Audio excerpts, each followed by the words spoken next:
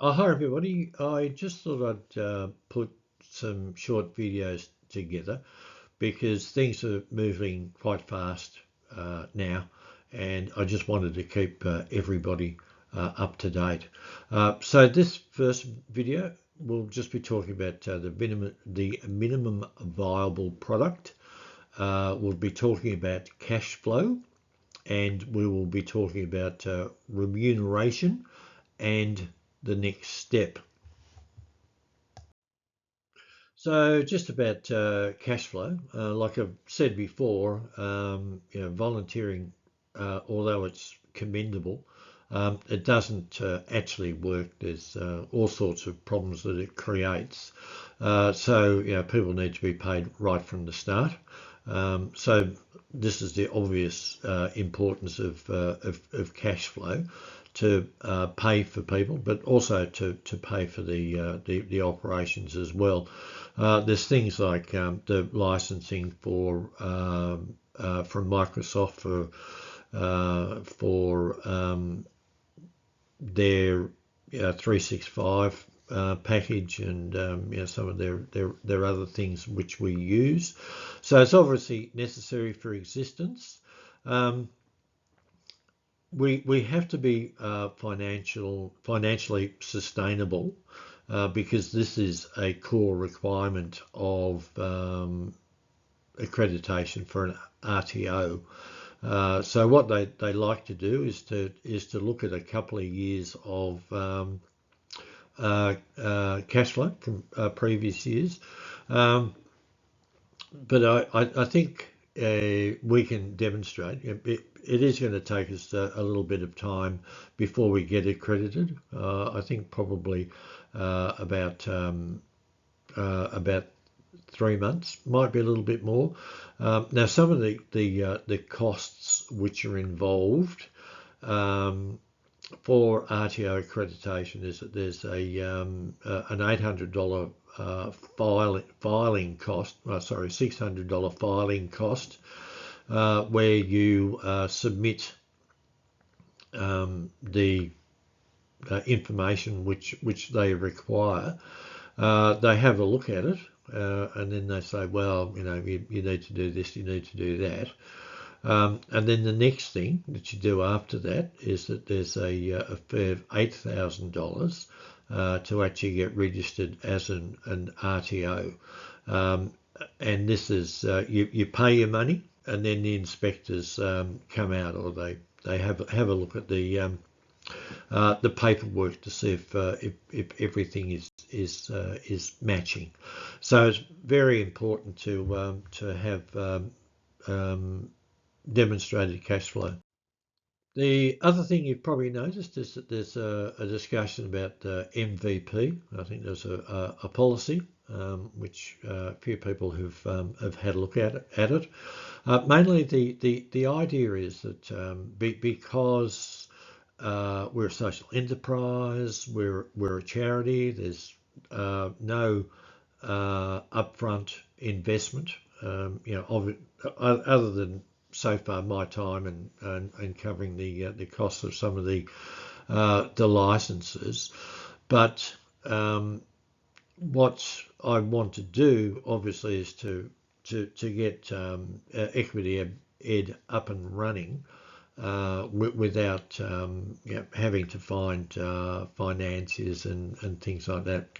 So the best way to do that is to create our MVP. So it's an outline of the course, which is going to be used for promotion right at the start. And then once we get some interest, then we can start the ball rolling with writing the courses and um, getting it up and running and facilitators. So that's just the idea that speed to market, getting it to market very quickly. So the MVP is the basis for the promotion of the course. It stimulates prepayment. So the idea is that we have the MVP up there. People have a look at it and think, yes, I want to do that course. So then there's prepayment, and then with that money, we can pay somebody to design the course, and then pay for somebody to facilitate the course. So that's just basically the idea of the MVP. So remuneration, as I said before, volunteering is commendable, but we still have to put food on the table and things like that. So there needs to be remuneration right at the start. So that remuneration is going to come from the sales of our courses. So this will be payment for the obviously for the facilitator for delivering it, and payment for the course designer or SME, the subject matter expert. Now, what I'm doing is that I'm putting the initial courses together myself. So then we'll get those up and running to get some cash flow, and then behind that we'll have other courses starting to run. But it's certainly very important that everybody gets paid for their efforts. Now, just for the next step, the first thing is that it's very important if start utilising the Equity Ed email address, because it gives you access to SharePoint, and it gives access to a whole lot of other things which are in the Microsoft environment. One of the other important things is Teams. So I don't know if anybody's how familiar you are with it. I must admit I'm doing a lot of learning as I go along, because in my teaching it's been mainly Zoom, but also there's the chat part of Teams too, which is basically just a running discussion. Well, I suppose it's a bit like Facebook conversations or something like, well, perhaps that's not a very good analogy, but the idea is that you can sort of just go into Teams, and you can see other people, what their comments are, or if there is a discussion, you can sort of see how that discussion is going.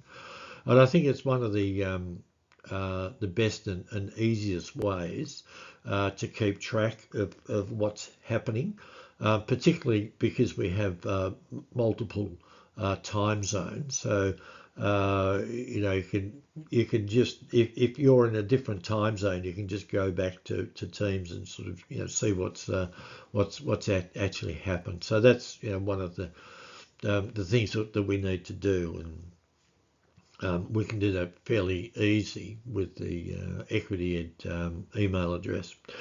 The other thing is that just the idea of expressions of interest. So I'd like you to think about what courses we could be promoting and providing. So it would initially be putting together the MVP. So it's something that we can start promoting straight away. Well, the amount of time it takes you to put one together, and then we'll be promoting it, and then basically the interest that we get in it, that particular course, is going to indicate whether we're going to continue with it, and then basically so if it is up and running, people are subscribing to it, or want to get involved to do the course, then that pays for the course designer. So if it's your MVP, it will be you will be paid for the designing that course. You will be the course manager, and you will be deciding who is going to be a facilitator, whether you do it yourself, or if you have multiple courses which are up and running, there may be a number of facilitators which you'd be managing. So that's basically the idea. There's some other stuff which I'll send you some more videos on just about SharePoint and policies. Although it sounds a little bit dry, it's very important to what we're trying to achieve. All right, talk to you soon.